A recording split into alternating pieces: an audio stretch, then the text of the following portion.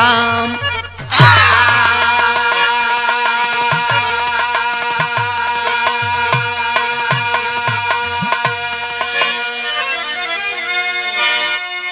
अच्छा बाबूजी, हम गायक संतोष लाल यादव अपनी पूरी पार्टी की आवाज में आप बस श्रोता बंधु लोग के पांव छू के पालगी करल बाड़ी कि हमरा के आशा और पूर्ण विश्वास हो कि ये कांड जरूर पसंद आई आप लोग के। कैसे मालिक?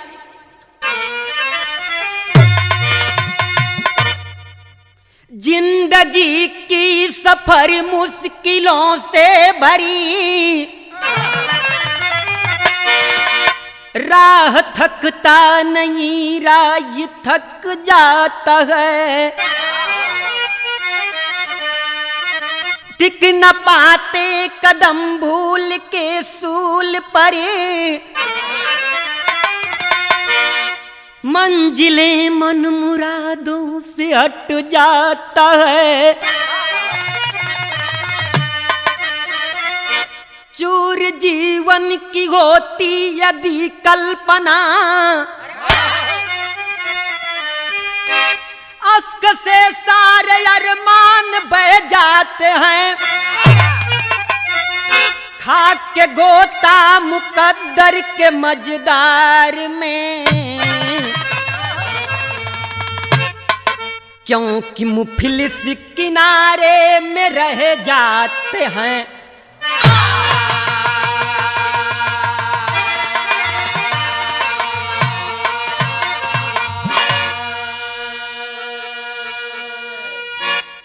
एक लाइन गजल लगल, कोनो आशिक अपने प्रेमिका के बात बताओ था, अपने दिल के बात बताओ था।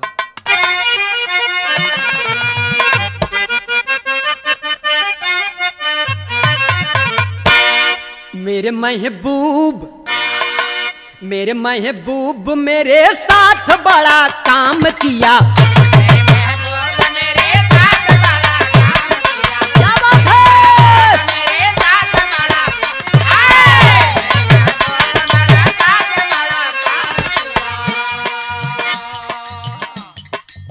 मेरे महबूब मेरे साथ बड़ा काम किया,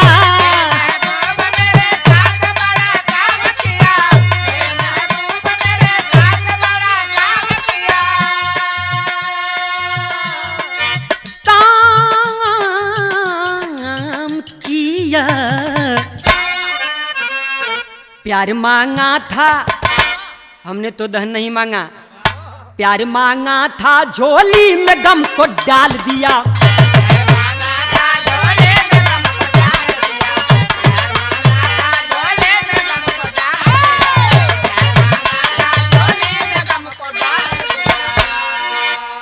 बड़े भाई प्यारे लाल कवि जी की कलम इशारा करती है, कली गुलशन में खिलने से पहले टूट गई,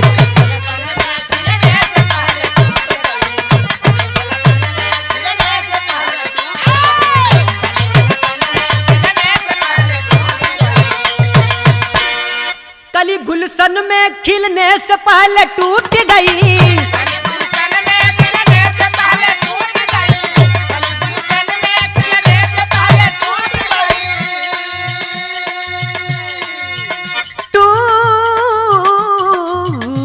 गई सजाई हुस्न तो दुनिया में आके लूट गई,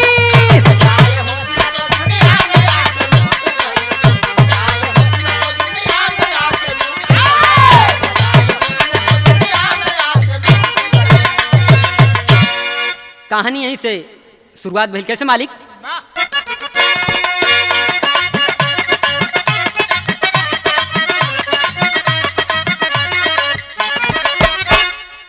कहानी कहाँ का बा रउआ लोग समझ लें। प्रांत उत्तर प्रदेश खास जिला बादा से बिलकती व्यथा मिली भीमपुर नेवादा से,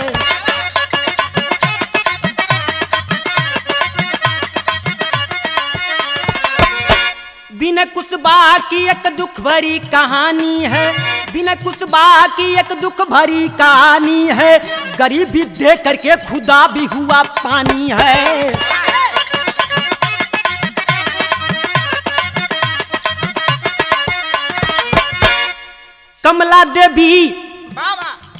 कमला देवी से जीवन की बाग डोर जुड़ी, फूल झड़ी खुशियों की है पहली बार उड़ी।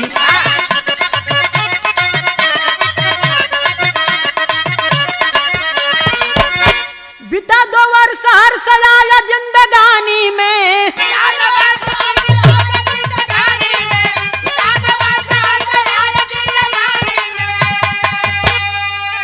जन्म बेटी लिया विनय के दिन गिरानी में।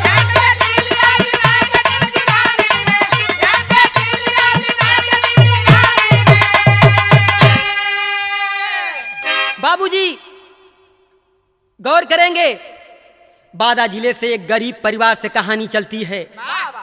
ओ गरीब परिवार में एक बिटिया का जन्म भयल।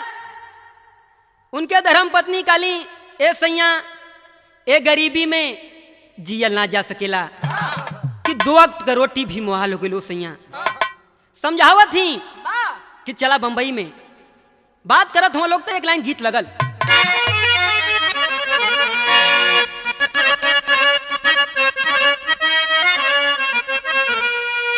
रूपवा बनाई ले लू बेग लटकाई ले लू,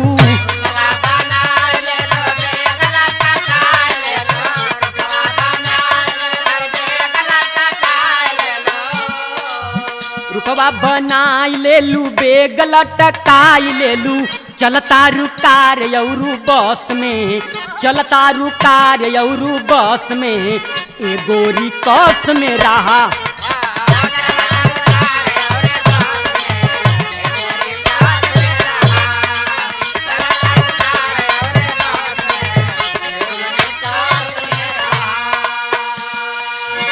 दुल्हन कमला अपने सैया के समझावत ही, जिंदगी जवाल भइल रोटियो मोहाल भइल,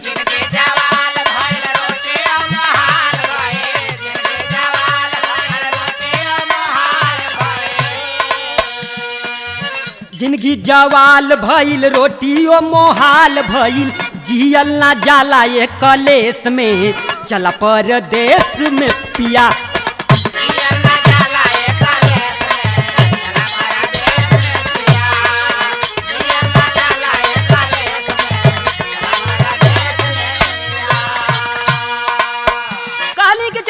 में चलल जाए कहती का बंबई कमाए खातिर कैली तैयारिया हो।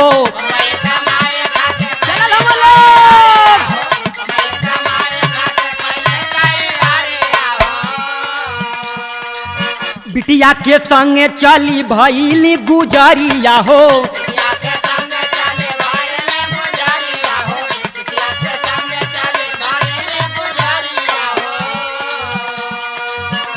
जाके बैठ गई पवन एक्सप्रेस में, चला परदेश में पिया।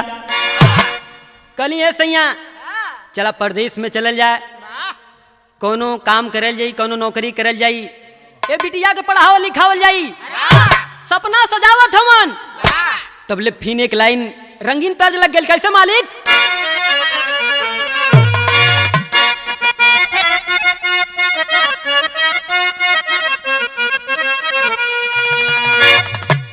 लइका कुल कहत हे मैडम ई पहले बतावा तू पढ़ जालू कि पढ़ावे जालू कि का कर जालू? आखिर जालू का करे?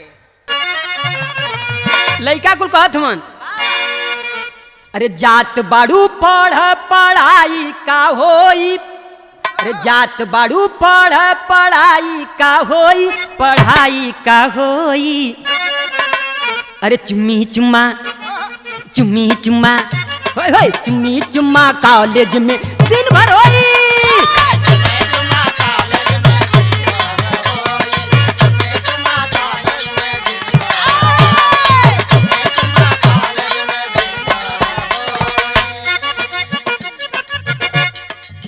चलल हवन बंबई की ओर। दोनों परानी वो बच्ची के लेके 7 वर्षीय मुन्नी के लेके चलल होन।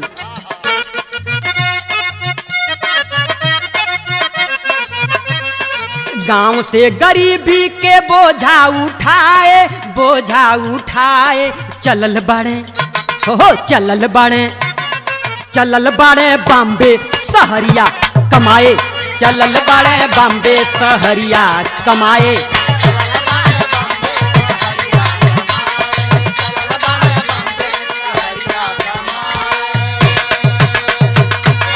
सपना सजावत हवन सिला बेटी के पढ़ाई भी कॉलेज में,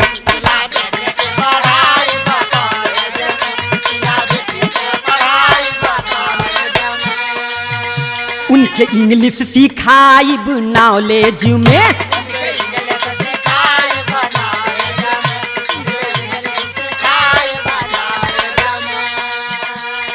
माई बाबू मनवा में सपना सजाए चलल बाड़े हो चलल बाड़े, अरे चलल बाड़े बॉम्बे सहरिया कमाए।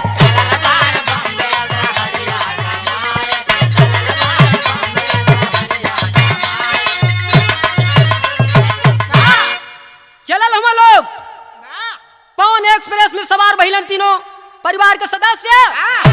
जबलपुर पहुंचते हैं, बिना पानी भरने उतरता है बाबूजी, गाड़ी छूट जाती है। तब एक लाइन गीत लगल, कैसे मालिक?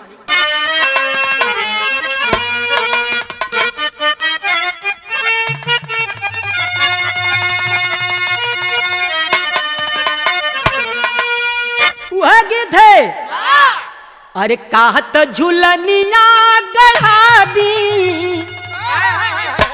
अरे कहत झुलनिया गढ़ा दी गवनवा से 4 दिन पहिले।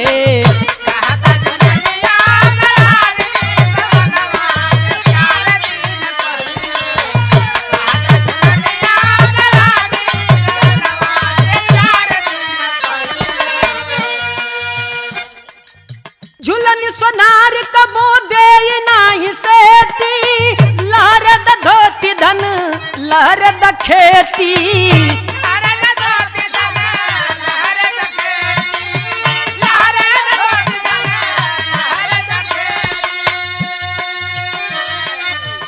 पहले हो जाए दर पनिया, हाय हाय हाय हाय, पहले हो जाए दारो पनिया, झूलनिया जरूर आम किनब, जरूर आई।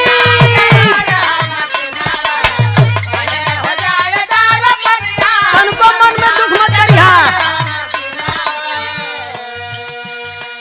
वही गाड़ी में जौने समय बिनय के साथ छूटल हो, वही समय रोवत है। काये भगवान ये कौन दिन देखाओ तरा, बिछुड़ गई जीवन का संगतिया, अरे बिछुड़ गई जीवन का संगतिया, विपतिया के और कैसे होई।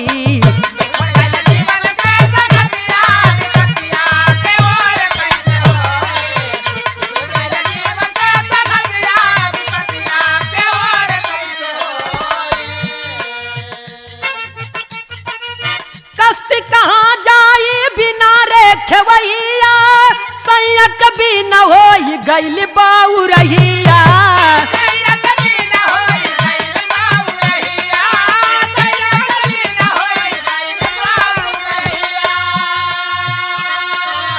भिखिया मंगेली माई बिटिया, हाय हाय हाय हाय, भिखिया मांगेली माई बिटिया रे, विपतिया के और कैसे होई।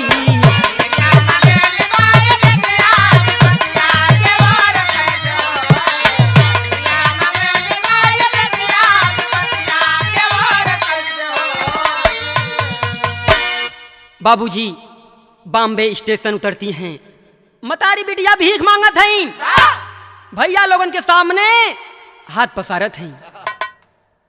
ओ समय मांगते खाते दिन बीतता गया बाबूजी। शीला बिटिया जवानी के दहलीज पर कदम रखती है। ओ समय 10-15 बरिस का दिन बीतल हो। एक दिन मतारी के तबीयत खराब भइल। कहती है माई चला तहरक दवाई दिला दी। रोवत हई हॉस्पिटल के ओर लेके चलल ही तो कवि जी के लिखक पड़ल का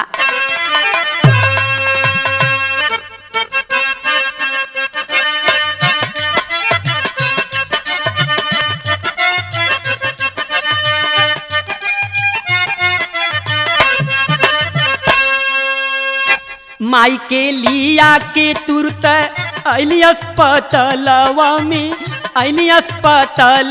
में अल्ट्रासाउंड भइल दुसुवार जी। डॉक्टर साहब के पास लेके आती हैं, उपचार करते हैं डॉक्टर साहब। कहते हैं बिटिया ऑपरेशन करना पड़ेगा, पेट में गाढ़ है। उस समय बोलल हो डॉक्टर साहब पेटवा में गाढ़ भारी होई परेशानावा हो केहू ना देखाला मददार जी। हॉस्पिटल के बाहर लड़की आती है, रोती है, बिलखती है, लोगों के सामने हाथ पसारने का काम करती है। बाबूजी तब तक होता है क्या? हॉस्पिटल के बाहर मिलल दुईगो जवनवा बाबू रोई रोई करेली जहार जी। लड़की रोती है, अपना दस्तान सुनाती है। लड़की रोती है, अपना दस्तान सुनाती है। तो भइल का लाख रुपया दे के भर्ती करवले दूनो दुखिया पर कैले उपकार जी। दोनों नौजवान हॉस्पिटल में कुछ पैसा देते हैं, कुछ लड़की को देते हैं। हीरोइन बनाने का झांसा दे करके दोनों नौजवान लड़की को लेकर चल देते हैं। उसकी इज्जत के साथ खिलवाड़ करते हैं। खिलवाड़ करने के बाद लड़की को बेच भी देते हैं बाबूजी। प्रमाण यही मिलता है। वही हॉस्पिटल में हवर मतारी रोवत थी। वो तो चल गई शूटिंग में, लेकिन हवर मतारी रोवत थी। कभी नर्स से कहत हईन, कभी आम आदमी से कहती तो एक लाइन गीत लगल का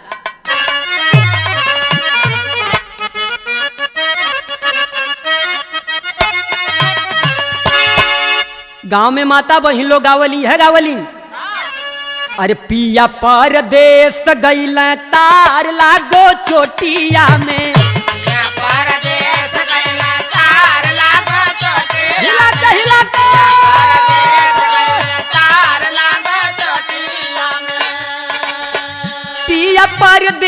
गइल तार लागो चोटिया में, पिया परदेस गइल तार लागो चोटिया में।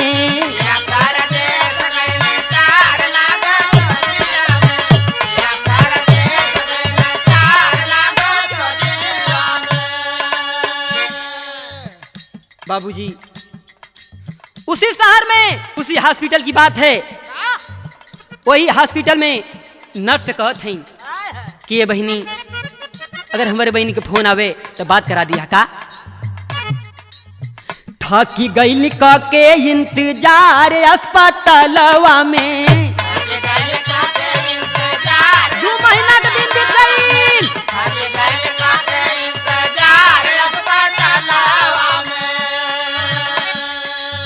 नर्स से पूछे बार बार अस्पतालवा में, थकी गइल के इंतजार अस्पतालवा में।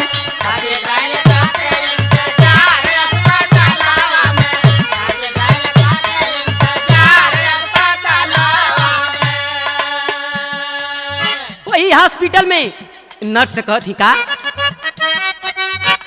आवे जब फोन हमसे बतिया कराई दिया,